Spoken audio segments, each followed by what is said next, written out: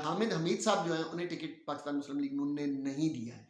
उनके बदले में डॉक्टर लियाकत साहब को टिकट मिल गया है। डॉक्टर लियाकत चूँकि एक बड़ा नाम है सरगोदा का, मगर इसके बावजूद अराई बिरादरी और बिरादरी का जो वोट है वो हामिद हमीद साहब का बहुत ज़्यादा एक बड़ा वोट बैंक है। वो पुराने पॉलिटिशियन भी, उनके वाले साहब भी थे, वो खुद भी, तो उनका एक अपना चूँकि स्ट्रीट लेवल तक उनका वोट बैंक है।